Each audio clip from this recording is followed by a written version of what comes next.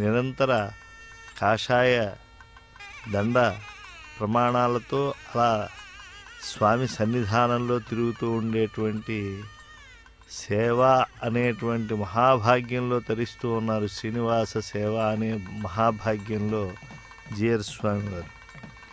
ఎంత అదృష్టం! శ్రీనివాస స్వామి వారిని స్మరించడం వల్లనే మన తపస్సులన్నీ కూడా పరిపూర్ణమవుతాయి. మన యజ్ఞములు, మన దానములు, మన హోమములు, మన తపస్సులు అన్నీ స్వామి వల్లే పరిపూర్ణమవుతాయి. అందుకే శ్రీనివాస పరాభేదాః, శ్రీనివాస పరామఖాః, శ్రీనివాస పరాస్సర్వే తస్మాదన్యం న విద్యతే, అన్యత్ సర్వం పరిత్యజ్య శ్రీనివాసం సమాశ్రయేత్. సర్వయజ్ఞ తపఃఫలం కంటే 1,000,000 రెట్లు ఫలితం శ్రీనివాసుని సేవ చేత లభిస్తూ ఉన్నది. తపో దానాదులు కూడా అంతే. శ్రీ వెంకటేశ్వర స్వామిని 2 ఘడియలు ధ్యానిస్తే 21 తరముల వారితో కూడా విష్ణులోకం పొందుతారు అని మనకి స్కాంద పురాణం సుస్పష్టంగా తెలియజేస్తూ ఉన్నది. స్వామి పుష్కరిణీ స్నానం, శ్రీనివాస స్వామి సందర్శనం జన్మాంతర సంస్కారం చేతనే లభిస్తాయి. కృపాసముద్రుడైన శ్రీ వెంకటేశ్వర స్వామి వారిని దర్శించి ఆంధ్రప్రదేశ్ గౌరవ రాష్ట్ర ముఖ్యమంత్రి వర్యులు శ్రీ నారా చంద్రబాబు నాయుడు గారు వారి ధర్మపత్నితో పుత్రులు అమాత్యశేఖరులు అయినటువంటి నారా లోకేష్ గారు వారి ధర్మపత్ని, అలా పుత్ర పౌత్రులతో రాష్ట్ర ముఖ్యమంత్రి గారు పరివారంతో వచ్చి దర్శన భాగ్యానికి మూలస్తంభమైనటువంటి ధ్వజానికి నమస్కరిస్తూ ఉన్నారు. తిరుమల తిరుపతి దేవస్థానం శ్రీ కార్యనిర్వహణాధికారులు గౌరవ శ్యామలరావు గారు ఐఏఎస్, ఇతర అధికారులంతా కూడా గౌరవ ముఖ్యమంత్రి గారి కుటుంబానికి ముందుగా దివ్యమైనటువంటి వేదాశీస్సులు అందించాలని, అలాగే వారికి స్మరణపూర్వకంగా స్వామి సన్నిధానంలో ఉన్నాము, మా గుండెలను గుడులుగా చేసుకుని చింతామణి, కల్పవృక్షం, కామధేనువు వీటన్నిటికీ శక్తిని ప్రసాదించినటువంటి ఆ దేవదేవుని ధ్వజస్తంభం దగ్గర మేము నిలబడి ఉన్నాము అని ఆ గుర్తు ఎప్పటికీ కూడా మనస్సులో పదిలిపరుచుకోవటానికి ఛాయాచిత్రాలను అందుకుంటూ ఉన్నారు. ప్రచార ప్రసార మాధ్యమాల ద్వారా మనం ఈ కార్యక్రమాన్ని ప్రత్యక్షంగా శ్రీ వెంకటేశ్వర భక్తి ఛానల్లో వీక్షిస్తూ ఉన్నాం. పుత్రోత్సాహం పౌత్రోత్సాహంతో ప్రజలందరికీ అభ్యుదయం చేయగలుగుతూ ఉన్నాను అనేటువంటి ఉత్సాహంతో, అందుకు తగినటువంటి ఆశీస్సులు శ్రీవారి నుంచి మెండుగా లభించాలని గౌరవ ముఖ్యమంత్రి గారు రంగనాయక మండపంలోకి ప్రవేశిస్తూ ఉన్నారు. ఆ రంగనాయక మండపంలో చక్కగా ఆశీర్వచన మండపంగా కూడా దాన్ని సంప్రదాయజ్ఞులు తెలియజేస్తూ ఉంటారు. కృష్ణ రాయ మండపానికి దక్షిణం వైపుగా ఉన్నదే ఈ రంగనాయక మండపం. శ్రీరంగంలోని శ్రీరంగనాథుని ఉత్సవమూర్తులు కొంతకాలం పాటు ఇక్కడ ఉన్నాయి అని చారిత్రకులు చెప్తారు. అప్పుడు భద్రపరిచారు ఈ మండపంలో. అందువల్లే ఈ రంగనాయక మండపంగా ఇది కీర్తింపబడుతోంది. ఒకప్పుడు నిత్య కళ్యాణోత్సవాలు కూడా ఈ మండపంలో జరుగుతూ ఉన్నాయి. ఆర్జిత సేవలైన వసంతోత్సవం, ఆర్జిత బ్రహ్మోత్సవం, ఆర్జిత వాహన సేవలు జరిగేవి.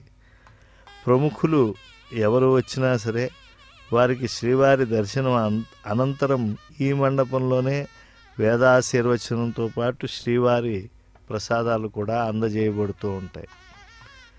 నిత్య కళ్యాణం పచ్చతోరణతో ఉండేటువంటి తిరుమల మహాక్షేత్రావతంసాన్ని ఈ ప్రభాత కాలంలో మనం వీక్షిస్తూ ఉన్నాం.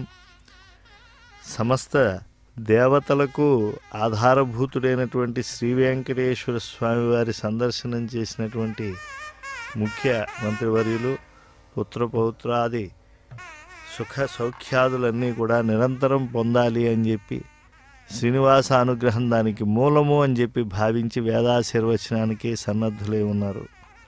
సర్వయజ్ఞ తపోదాన తీర్థస్నానేతు యత్ఫలం తత్ఫలం కోటిగుణితం శ్రీనివాసస్య సేవయా.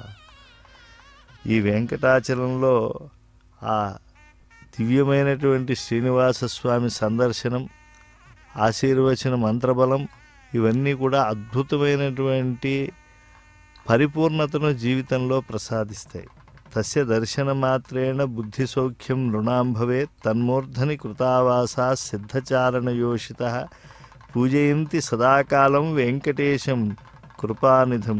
కోటయో బ్రహ్మహత్యానాం ఆగమ్యాగమకోటయః అంగలగ్నా వినశ్యంతి వెంకటాచల మారుతై. ధర్మపత్ని సమేతంగా వెంకటేశ్వర స్వామి వారి ఆశీర్వచనాన్ని అందుకుంటూ ఉన్నారు.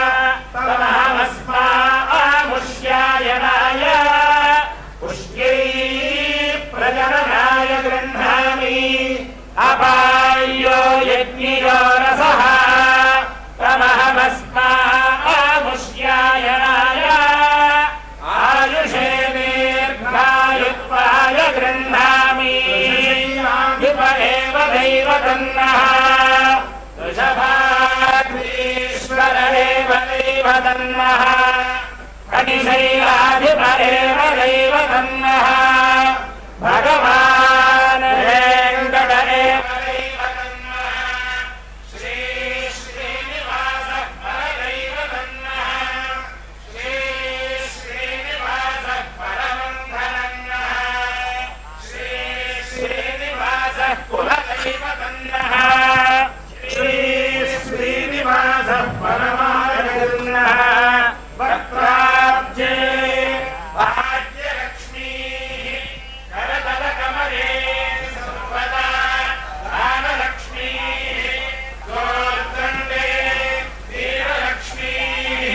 हृदयसरसिजे भूतकारुण्यलक्ष्मी खड्गाग्रे शौर्यलक्ष्मी निखिलगुणगणाडम्बरे कीर्तिलक्ष्मी सर्वाङ्गे सौम्यलक्ष्मी भजतु विजयता सर्वसाम्राज्यलक्ष्मी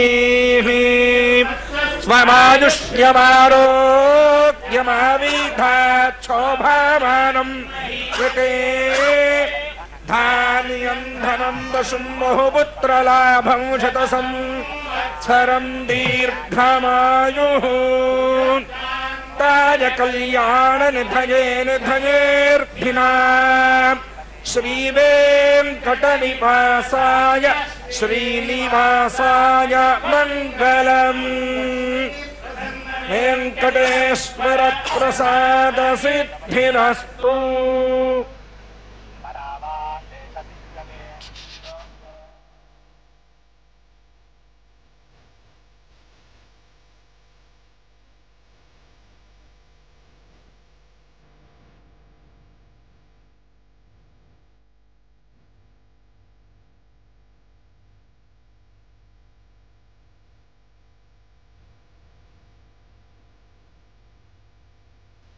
తస్మిన్ వెంకటశైలేంద్రే సాక్షాన్నారాయణ స్వయం లక్ష్మీదేవ్యా చ భూదేవ్యా నీలాదేవ్యా సమాగతః వర్తతే వెంకటేశః సహ సాక్షాన్ మోక్షప్రదాయకః.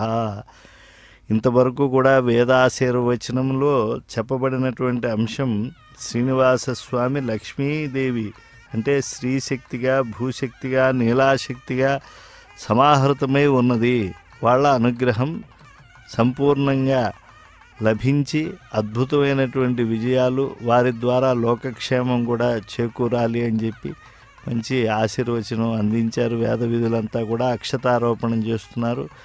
స్వామివారి శేషవస్త్రాన్ని అలాగే తీర్థప్రసాదాలను గౌరవ ముఖ్యమంత్రి వర్యులైనటువంటి నారా చంద్రబాబు నాయుడు గారికి, నారా లోకేష్ గారికి, వారి పౌత్రుడైనటువంటి చిరంజీవికి ఇవ్వటం జరుగుతూ ఉన్నది. స్వామివారి ప్రసాద స్వీకారము అని అంటే జన్మాంతర సుకృతం చేత ఈ రంగనాయక మండపంలో లభిస్తుంది. పైగా 4 వేదములకు చెందినటువంటి వేద విద్వాంసులు ఆశీర్వచనం చేశారు. శ్రీనివాస స్వామి సకల వేదముల చేత స్తోత్రము చేయబడేటువంటి వాడు, వేదవేద్యుడు, వేద ప్రతిపాద్యుడు. కనుక అటువంటి స్వామిని స్తోత్రము చేసేటువంటి వేదములు లోకానికి ఏమి అనుగ్రహిస్తాయి అని అంటే హర్తుం తమ సదసతీచ వివేక్తుమీశ మానం ప్రదీపమివ కారుణికో దదాతి అని. లోకంలో ఉండేటువంటి వాళ్ళు ప్రత్యక్షంగా అనుమానం చేత ఏవీ తెలుసుకోలేకపోతూ ఉన్నారు. ఆ తెలుసుకున్నటువంటివి కూడా పరిమితం అవుతున్నాయి అని ఊహకు అతీతమైనటువంటి జ్ఞానాన్ని కూడా అనుగ్రహించేటువంటి వేదరాశి, శబ్దశక్తి చేతనే అనేకమైనటువంటి ఫలాలను కటాక్షించగలిగినటువంటి వేదరాశి, అది వేద విధుల ద్వారా ఆశీఃపురస్సరంగా అందింది ముఖ్యమంత్రి కుటుంబానికి. ఇప్పుడు వారు వేదాశీర్వచనము తర్వాత అర్చక స్వాముల ద్వారా ప్రసాద స్వీకారం చేస్తూ ఉన్నారు. ఈ రంగనాయక మండపంలో అనాదిగా ప్రముఖులు ఎవరు వచ్చినా సరే, రాష్ట్రపతులు కానీ, ప్రధానమంత్రులు కానీ, ముఖ్యమంత్రులు కానీ, ఇతరులైనటువంటి అమాత్యులు కానీ, వీరందరూ కూడా వేదాశీర్వచనం పొందటం, శేషవస్త్రాన్ని బహుమానంగా అందుకోవటం, స్వామివారికి నివేదన చేసినటువంటి ఆ ప్రసాదాన్ని అందుకోవటం, ఇవన్నీ అనూచాన సంప్రదాయంగా కలిసి వస్తూ ఉన్నాయి. వారి యొక్క ఈ కార్యక్రమాన్ని, శ్రీవారి దర్శన కార్యక్రమాన్ని, అలాగే వారి వేదాశీర్వచన కార్యక్రమాన్ని ప్రత్యక్షంగా పర్యవేక్షిస్తూ ఉన్నారు ధర్మకర్తల మండలి అధ్యక్షులు శ్రీ బిఆర్ నాయుడు గారు. అలాగే వివిధ పాలక మండలి సభ్యులు, ముఖ్యంగా శ్రీ కార్యనిర్వహణాధికారి శ్యామలరావు గారు, అదనపు శ్రీ కార్యనిర్వహణాధికారి వెంకయ్య చౌదరి గారు, ఇలా అనేక మంది నాయకులు, వీరందరూ కూడా స్వామివారి భక్తితో, ప్రపత్తితో, శరణాగతితో ఇక్కడ ఈ ఆలయంలో అనేకమైనటువంటి దేవతాకోట్లతో సమావిష్టమైనటువంటి చోట ప్రసాద స్వీకారం చేస్తూ ఉన్నారు. ఇక్కడ లేనటువంటి దేవతలు ఎవరుంటారు? ఈ వెంకటాచలంలో అనేక సరస్సులు, సెలయేళ్ళు, మహాపుణ్యప్రదమైనటువంటి తీర్థాలు, వనాలు, ఆశ్రమాలు, పుణ్యక్షేత్ర జాతములైనటువంటి వేదారణ్యాలు కూడా ఉన్నాయి. వశిష్ఠాది మహర్షులు, సిద్ధచారణ కిన్నరులు, అలాగే స్వామివారితో పాటు సరస్వతీ సహితుడే బ్రహ్మదేవుడు సేవలు అందిస్తూ ఉంటాడు. ఇంకా ఇంద్రాది దేవతలు, దిక్పాలకులు, ఆదిత్యాది గ్రహాలు, అష్టవసువులు, పితరులు, లోకపాలకులు, ఇతర దేవతాగణాలు రాత్రింబవళ్ళు ఇక్కడ ఉంటారు శ్రీవారి ఆశీస్సుల కోసం. మరి వీరంతా మానవుల చర్మచక్షువులకు గోచరించకపోవచ్చు, చూడగలిగిన పుణ్యాత్మల మనోనేత్రాలకు గోచరిస్తారు, లేదా పురాణాక్షరాల ద్వారా మనం తెలుసుకోవచ్చు. ఈ పర్వత దర్శన మాత్రం చేతనే నరులకు సద్బుద్ధి, సౌఖ్యం కలుగుతాయి. మరి ఈ వెంకటాచలంపై ఉండేటువంటి సిద్ధచారణాదులు సర్వకారాల్లో కృపానిధి అయినటువంటి వెంకటేశ్వర స్వామిని పూజిస్తూ ఉంటారు. వెంకటాచలంలో వీచేటువంటి వాయువులే నరులకు సకల పాపాలు నశింపజేస్తాయి. అలాంటి గొప్ప క్షేత్రంలో స్వామివారి దర్శనం ఈ ఉత్తరాయణ పుణ్యకాలంలో మరింత శ్రేష్టతను ఆపాదిస్తుంది. శ్రీవారి దర్శనం, శ్రీవారి యొక్క ఆశీర్వచనంతో పాటు శేషవస్త్ర బహుమానము ప్రసాద స్వీకారం అయ్యాక ముఖ్యమంత్రి దంపతులు మళ్ళా పునర్దర్శనం ప్రాప్తిరస్తు అని అర్చక స్వాముల యొక్క ఆశీస్సులతో పూర్ణకాములై బయటికి రావటానికి కేవలము అధికారములతో ఉంటే ఆ మానవ జన్మకు పరిపూర్ణత సిద్ధించినట్లు అవ్వదు. శరీరం అనేటువంటి కల్పవృక్షాన్ని అధిరోహించిన అంతిమ ఫలమైనటువంటి విజ్ఞానాన్ని పొందాలి అని అంటే అద్భుతమైనటువంటి శ్రీనివాస దర్శనం.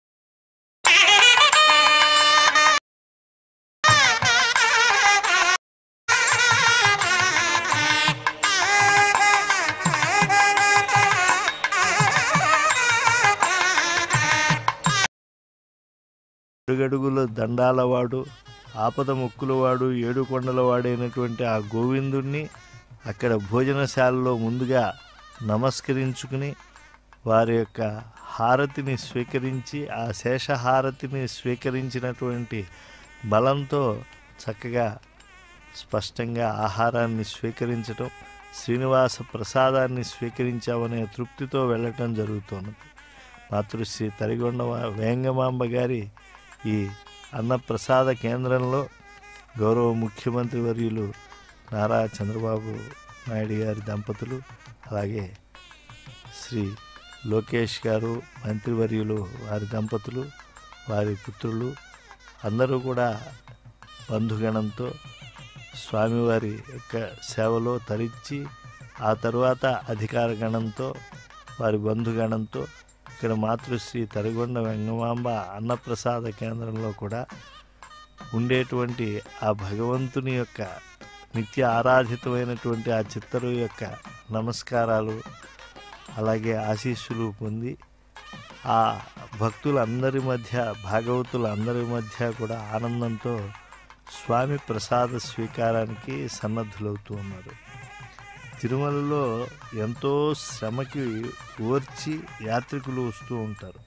తలనీలాలు ఇచ్చి స్వామి పుష్కరంలో స్నానమాడి మునకకు జన్మజన్మాల కాలుష్యాలు కరిగిపోతూ ఉంటే తిరుమణి తిరుచూర్ణం ధరించి కొత్త స్వీకరించడం పుణ్యమైన, స్వామి ప్రసాదాన్ని 10 మందికి పంచడం కూడా పుణ్యమే. ఇది ధరాలోక వైకుంఠం. ఈ కలియుగ వైకుంఠంలో ఉండేటువంటి గొప్పతనాన్ని పదకవితా పితామహుడు సుస్పష్టంగా మనందరికీ తెలియజేశాడు. కట్టెదురా వైకుంఠము కాణాచేయిన కొండ, తెట్టెలాయ మహిమలే తిరుమల కొండ, వేదములే శిలలై వెలసినదీ కొండ, ఏదశ పుణ్యరాశులే ఏరులైనదీ కొండ, గాదిలి బ్రహ్మాది లోకముల కొనల కొండ, శ్రీదేవుడుండేటి శేషాద్రి ఈ కొండ, సర్వదేవతలు మృగజాతులై సంచరించే కొండ, నిర్వహించి జలధులే నెట్టచెరులైన కొండ, ఉర్వి తపస్సులే తరువులై నిలచిన కొండ, పూర్వపుట అంజనాద్రి పొడవాటి ఈ కొండ, వరములు కొటారుగా ఒక్కనించి పెంచే కొండ, పరగు లక్ష్మీకాంతు శోభనపు కొండ, కురిసి సంపదలల్లా గుహల నిండిన కొండ, విరివైనదిదివో శ్రీ వెంకటాద్రి కొండ, పవిత్రమైనటువంటి గాలులు అని చెప్పేటువంటిది. కనుక దానములలో ఇదే పరిపూర్ణ దానము అని కూడా నిర్ణయించేశారు అనంతుడు భోజరాజీయంలో స్పష్టంగా. కనుక అన్నదానం ప్రాణులకు చాలా విశేషమైనటువంటిది. కలవు అన్నగత ప్రాణాహ అని చెప్పి వ్యాసుల వారు చెప్పారు కదా. కాబట్టి భాగవతాది గ్రంథాల్లో ఉండే ఆ సత్యాలను మనం స్మరించాలి. వేదం కూడా తస్మాత్ అన్నం పరబ్రహ్మస్వరూపము అని చెప్పింది.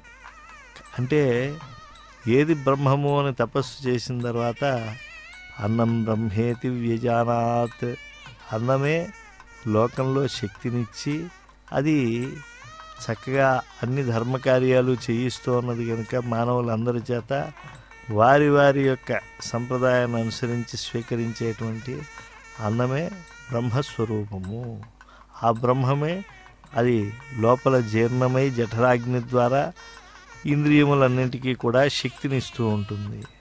దాంతో పుణ్యకార్యాదులు ధర్మకార్యాదులు అన్నీ చేయటానికి సాధ్యమవుతూ ఉన్నది. కనుక ఈ అన్నదాన కేంద్రంలో స్వయంగా ఇంతసేపు రాష్ట్ర గౌరవ ముఖ్యమంత్రి వర్యులు తన యొక్క పౌత్రుడితో కలిసి అన్నదానం చేస్తూ ఉంటే వెనుక వారి ధర్మపత్ని అలాగే మాన్య మంత్రివర్యులైనటువంటి నారా లోకేష్ గారు వారి ధర్మపత్నితో కూడా అన్నదానం చేస్తూ ఉన్నారు. ఇది ఒక అద్భుతమైనటువంటి సన్నివేశం. తమ యొక్క దర్పాన్ని భుజకీర్తుని పక్కన పెట్టి ఉన్నతులైనటువంటి వారు కూడా ఇక్కడ సేవాభావంతో చేస్తూ ఉంటే, ఇక్కడ అన్నదానం చేసేటువంటి వారు ఉద్యోగులు కాదు. అన్నదాన నిర్వహణలో ఉద్యోగులు ఉంటారు, కానీ అన్నప్రసాదాన్ని వితరణ చేయటం, వడ్డించటం అనేటువంటిది చేస్తూ ఉండేటువంటి వాళ్ళు శ్రీవారి సేవకులే స్వచ్ఛందంగా. అలా స్వచ్ఛందంగా చేసేటువంటి వారికి మరింత స్ఫూర్తివంతంగా నిలవాలని, ఇది చాలా ఆదరణీయమైనటువంటి కార్యక్రమం. దీన్ని రాష్ట్ర ముఖ్యమంత్రిగా నేను కూడా చేస్తూ ఉన్నాను. అందువల్ల మీరందరూ కూడా ఇతోధికంగా ఈ స్వామివారి అన్నప్రసాదాల వడ్డన కార్యక్రమంలో శ్రీవారి సేవకులుగా మీరు కూడా చేయండి అని స్ఫూర్తినిస్తున్నారు. తిరుమల తిరుపతి దేవస్థానం యాత్రికులకు భక్తులకు లేరు, నిన్నెట్లు తెలిసేరు మానవులు అని కొనియాడింది తరిగొండ వెంగమాంబ.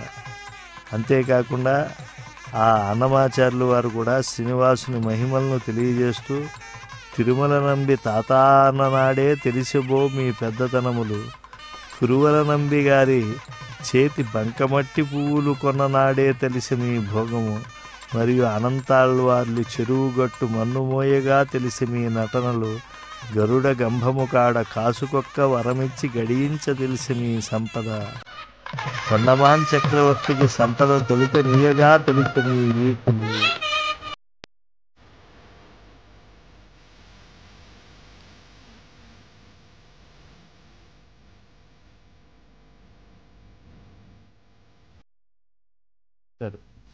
కానీ పైగా ఈ యొక్క కొండ ఎటువంటిది?